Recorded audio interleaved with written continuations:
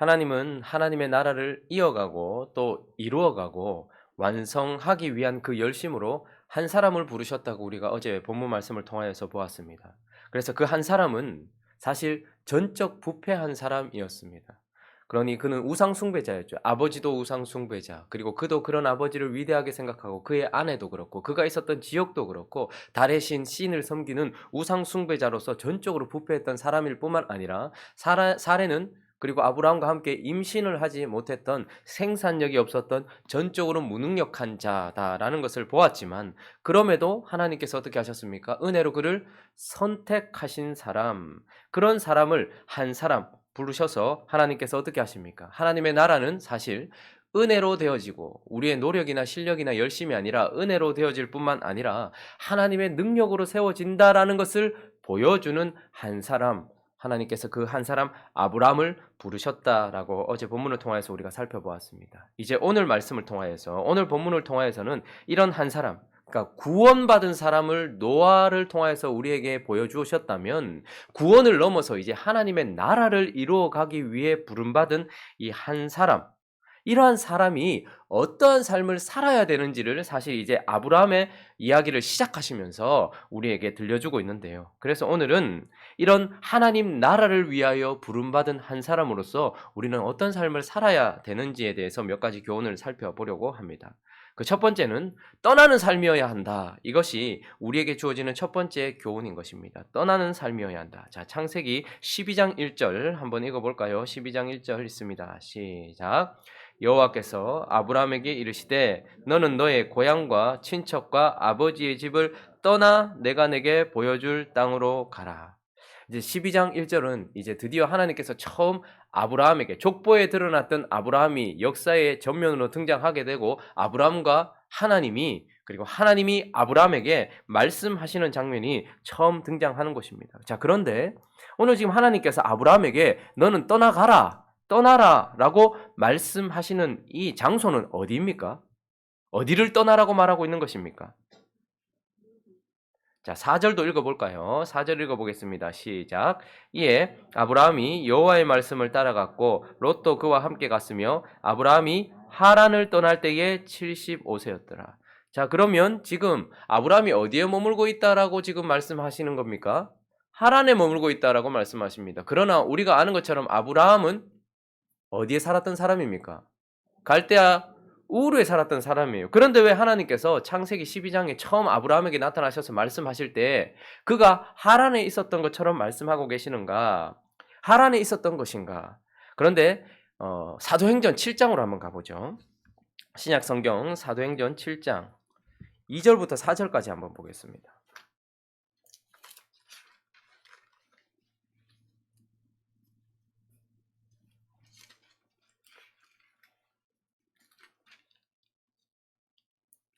2절부터 4절까지 한번 읽어볼까요? 자, 읽습니다. 시작.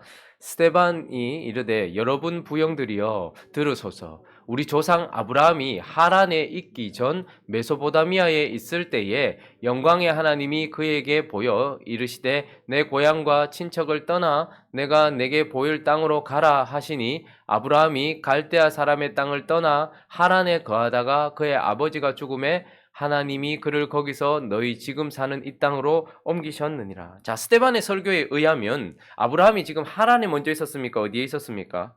갈대아 우르에 있었습니다. 메소포타미아에 있었다라고 말하고 있어요. 그러니까 창세기 12장 1절에 나오는 하나님께서 아브라함에게 떠나라고 하시는 이 말씀은 이 사도행전 7장과 함께 보면 두 번째 하나님께서 말씀하신 장면이 되는 것이죠. 그러니까 원래는 갈대아 우르 메소포타미아 지역에 있었는데 데라와 그의 아들 아브라함에게 하나님께서 먼저 나타나셔서 어떻게 하신 거예요?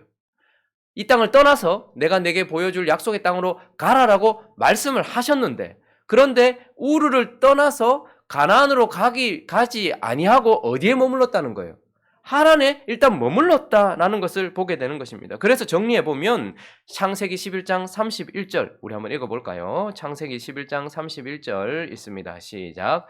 데라가 그 아들 아브라함과 하란의 아들인 그의 손자 롯과 그의 며느리 아브라함의 아내 사레를 데리고 갈대아인의 우르를 떠나 가나안 땅으로 가고자 하더니 하란에 이르러 거기 거류하였으며. 자, 이제 정리해보면 이렇게 되는 것입니다. 메소포타미아 지역 갈대아 우르에 살고 있었는데 어느 날 자기가 이해할 수 없는 상황이 펼쳐졌겠죠. 하나님이 나타나셔서 달의 신이 아니라 여호와가 나타나셔서 그들에게 뭐 알 수 없는 어떤 그런 마음을 주셨겠죠. 말씀을 해주셨겠죠. 영광의 하나님이 나타나신 거예요. 그래서 갈대아인 우르를 떠나서 어디로 가라는 거예요? 가나안 땅으로 가라라고 말씀하셨어요. 그래서 데라가 그의 자식들을 데리고서 일어났어요. 그런데 가다가 어디에서 멈췄다는 거예요? 하란에서 멈췄다라는 겁니다. 자, 그러면 이제 어디를 떠나야 되는가? 그렇다면 우리는 무엇을 떠나야 하는가? 바로 나를 지체하게 하는 것에서부터 떠나는 삶이어야 해요. 하나님의 나라를 이루어가는 하나님께서 부르신 한 사람은 나를 지체하게 하는 것에서부터 떠나야 한다라는 것을 보게 됩니다. 여러분, 하란이라는 땅의 특징은 바로 갈대아 우르는 풍족한 땅이었습니다.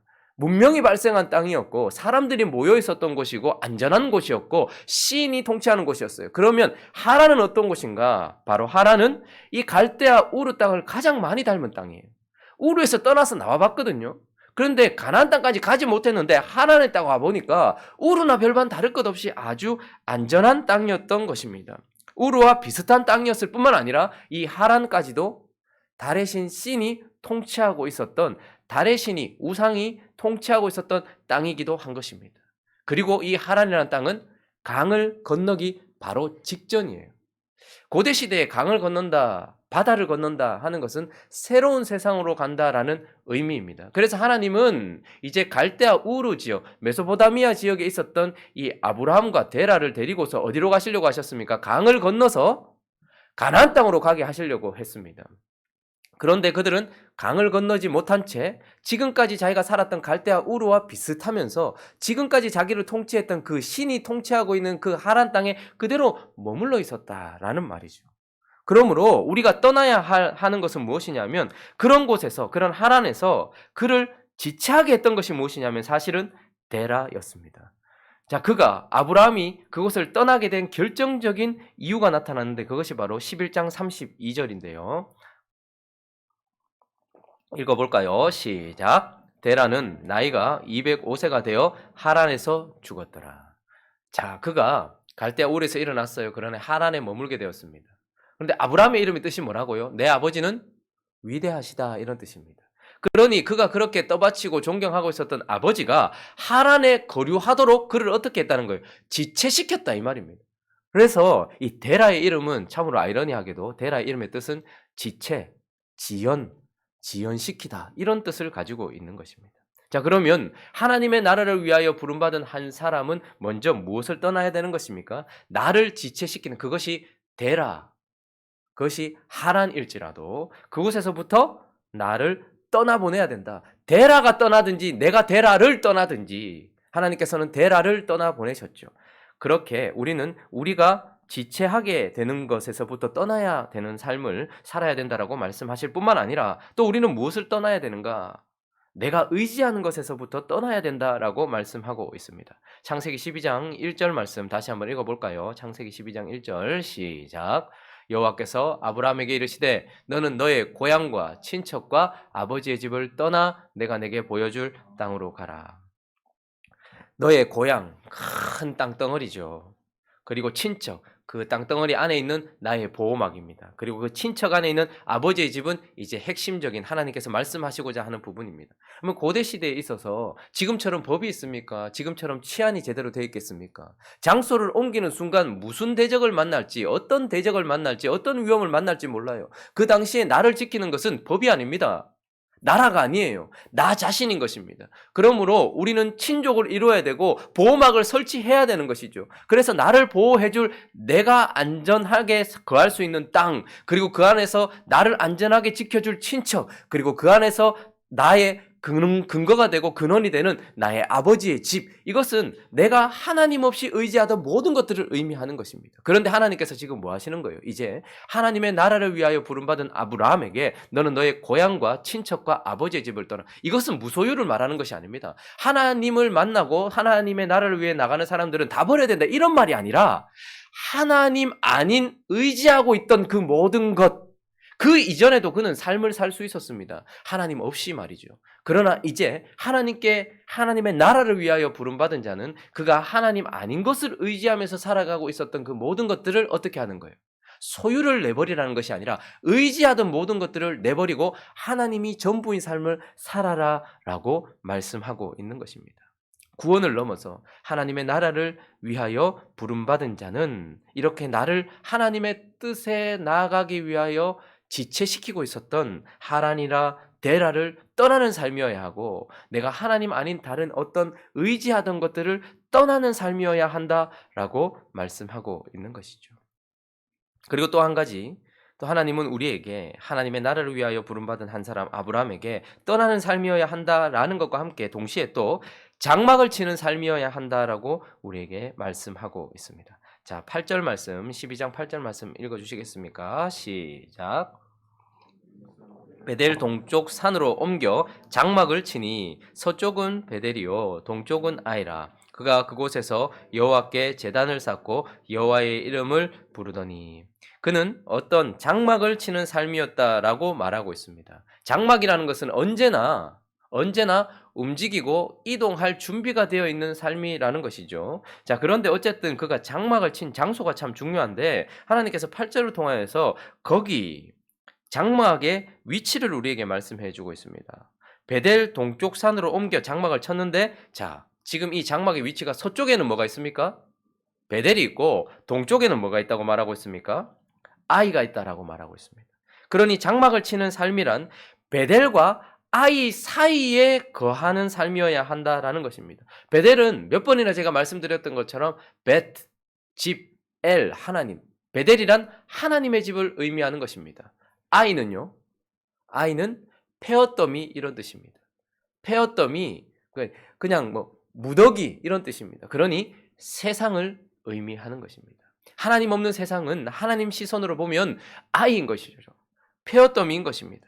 그러니까 하나님 나라를 위하여 부름받은 자는 장막을 치며 가는데 그 장소가 어딘고 하니까 베델도 아니고 아이도 아니라 베델과 아이 사이에 그 중간에 장막을 치고 있다라는 것을 우리에게 말씀하고 있습니다. 이 베델과 아이 사이, 베델은 서쪽에 있다라고 말하고 있고 아이는 동쪽에 있다라고 말하고 있어요. 동쪽은 계속해서 하나님을 떠나는 방향이고 서쪽은 하나님이 계신 방향, 하나님의 임재의 방향을 상징한다고 했죠. 그러니 이런 베델과 아이 사이에 장막을 친다라는 것은 베델에 임재해 계신 하나님을 어떻게 하는 거예요? 8절에 보니까 그곳에 장막을 치니 서쪽은 베델이요 동쪽은 아이라. 그가 그곳에서 어떻게 했다고요?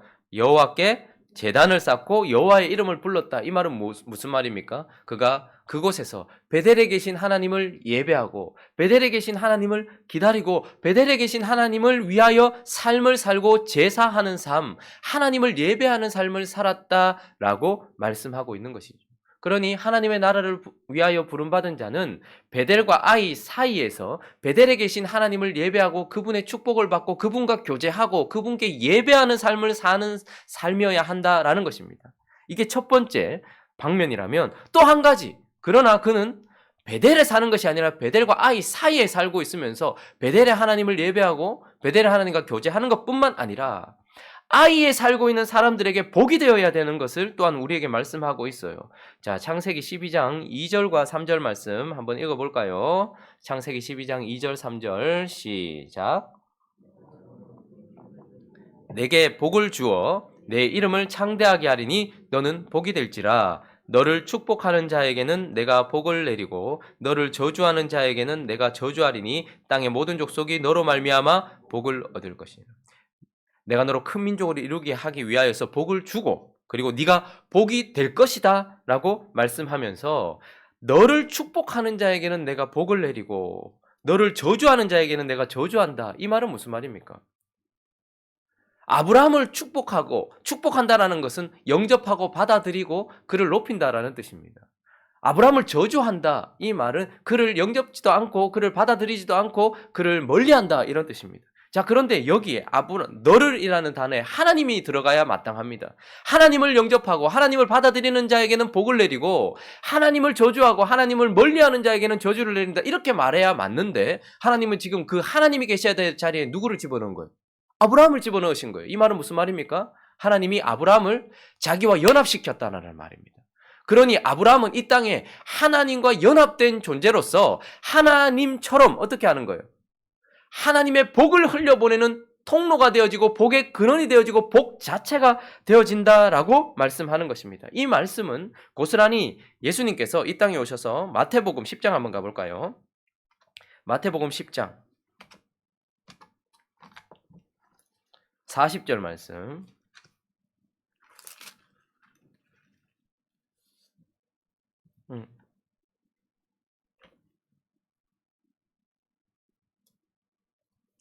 자, 한번 읽어볼까요? 40절 말씀 시작. 너희를 영접하는 자는 나를 영접하는 것이요 나를 영접하는 자는 나를 보내신 이를 영접. 그러니까 지금 여기서 먼저 나를 영접하는 자 말씀하고 계시는 예수님입니다. 예수님을 영접하는 자는 사실 누구를 영접한 것이래요? 나를 영접하는 자는 나를 보내시니, 나를 보내시니는 누굽니까? 하나님인 거예요. 그러니까 이 땅에 몸을 입고 오신 예수님을 영접했다, 그를 축복했다, 그를 받아들였다, 그를 가까이 했다. 이 말은 누구를 받아들였다라는 의미라는 거예요. 하나님을 받아들였다라는 의미인 것입니다. 그리고 그 하나님이 보내신 예수님을 받아들인다, 이런 의미 속에 너희를 영접하면 또 누구를 영접했다라는 거예요. 예수님을 영접한 것이나 같다, 이런 말을 하고 있는 거예요. 그러니까 지금 이 말씀은 제자들에게 하시면서 나를 영접하는 것은 나와 연합되신 하나님을 영접하는 것이고 너희를 영접하는 것은 너희와 연합되어 있는 하나님을 영접하는 것이다, 이렇게 지금 연결을 시키고 계시는 것입니다. 그러니 하나님 나라를 위하여서, 그렇게 하나님 나라를 위하여 부름받은 아브라함에게 하나님께서 뭐라고 말씀하시는 거예요? 너는 나와 연합된 자로서 페어더미 가운데 있는 사람들에게 보내어진 나와 나의 축복을 흘려보낸 통로다, 이렇게 말하고 있는 것입니다. 그러니 아이와 베델과 아이 사이에 있는 이 아브라함의 삶은 베델의 임재에 계시는 하나님을 예배하고 그분을 높이는 삶인가 동시에 아이에 있는 사람들에게 이분의 축복을 어떻게 해요? 흘려보내는 통로여야 한다라고 말씀하고 있는 것입니다. 그러니까 그는 하나님과 세상 사이에 서서 하나님을 예배할 뿐만 아니라 세상에 하나님의 복을 흘려보내는 그런 통로가 되어진다라는 것이죠.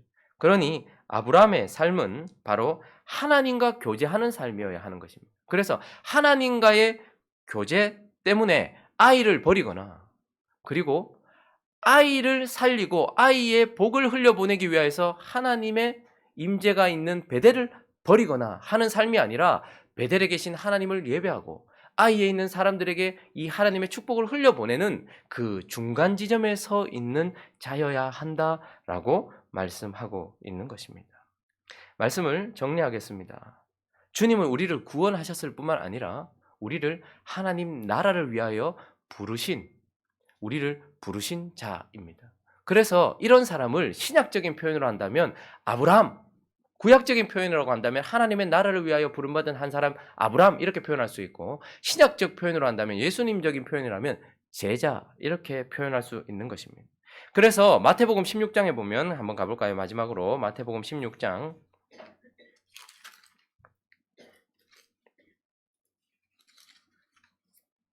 24절부터 25절.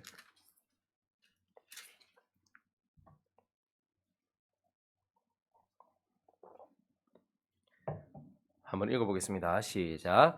이에 예수께서 제자들에게 이르시되 누구든지 나를 따라오려거든 자기를 부인하고 자기 십자가를 지고 나를 따를 것이니라. 누구든지 제 목숨을 구원하고자 하면 잃을 것이요 누구든지 나를 위하여 제 목숨을 잃으면 찾으리라. 이 예수께서 누구에게 이르셨다라고 말씀하고 있습니까? 24절에 제자들, 여러분 그냥 구원받은 자, 구원을 입은 자라고 표현하지 않고 구원 입은 것을 넘어 하나님의 나라를 세워가기 위하여 주님을 따라가는 제자들에게 이르시되 누구든지 나를 따라오려거든 어떻게 하라는 거예요? 자기를 부인하고. 이 말은 무슨 말입니까? 오늘 우리가 살펴본 본문으로 의하면 자기의 본토 친척 아비 집을 떠나야 된다, 이 말이고, 내가 의지하던 것을 떠나야 된다, 이 말이고, 하란에서 머물게 했던 데라를 떠나야 된다, 이 말을 하고 있는 것이죠. 나를 지체케 하고 내가 의지하고 있었던 모든 것들을 부인하고서 하나님 나라를 위하여 따라가야 된다라고 말하고 있고, 나를 따를 것이다, 이 말은 주님은 언제나 베델과 아이 사이에 계신 분이었습니다. 하나님을 예배하는 분이셨을 뿐만 아니라 세상에 복을 흘려보내는 분이셨단 말이죠. 그렇기 때문에 장막을 치는 삶이어야 한다라고 우리에게 말씀하고 있는 것입니다. 하나님은 저와 여러분을 그저 구원받고 천국 가게 하는 사람으로만 부르신 것이 아니라 하나님 나라를 이어가고 이루어가고 완성해 가기 위한 제자로, 한 사람 아브라함으로 우리를 부르셨다라는 것을 기억하시기 바랍니다. 그러므로 우리의 삶은 언제나 떠나는 삶이어야 합니다. 나를 지체케 하는, 여러분, 하나님의 뜻대로 주님이 가자 하는 곳으로 가기가 쉽지가 않습니다. 그러나 그때마다 나를 지체케 하는 데라가 떠나든 데라를 내가 떠나든 그 하란에 머물게 하고자 하는 그 데라를 떠나야 되는 거예요. 왜냐하면 하란은 강을 건넌 게 아닌 것이기 때문입니다. 여전히 우르에 머물러 있는 것과 같은 의미를 가지고 있기 때문인 것이라는 것을 기억하시기 바랍니다. 그러므로 오늘도 내가 의지하는 것을 내려놓는 저와 여러분 되시기를 예수 그리스도 이름으로 축원합니다. 그러나 우리는 장막을 치는 삶이어야 한다는 것도 기억하십시오. 우리는 우리가 거하고 싶은 곳에 장막을 치는 게 아니고요. 언제나 영적인 의미에서 베델과 아이 사이에 장막을 치는 것입니다. 그래서 그곳에서 베델에 계신 하나님을 예배하는 삶이어야 할 뿐만 아니라 아이, 폐어떠미에 있는 사람들을 위하여 중보하고 복을 흘려보내는 그런 자여야 한다라는 것을 기억하면서 떠나고 장막을 치는 삶으로 살아가는 저와 여러분 되시기를 예수 그리스도 이름으로 축원합니다. 같이 한번 기도하겠습니다. 한 사람 아브라함을 신약적인 표현으로 한다면 제자라고 말할 수 있고, 저와 여러분은 하나님의 나라를 위하여 부름받은 아브라함일 뿐만 아니라 또한 제자라는 것을 기억하면서 우리가 삶을 살아야 될 방식을 따라 사는 우리가 되어질 수 있게 달라고 그렇게 한번 기도하고, 또 우리를 통하여서 하나님의 나라, 은혜로 세워지고 능력으로 세워지는, 하나님의 능력으로 세워지는 하나님의 나라가 이루어져가는 은혜가 있게 해달라고 또 각자의 기도 제목들을 가지고 함께 기도하며 나가도록 합니다. 기도하겠습니다.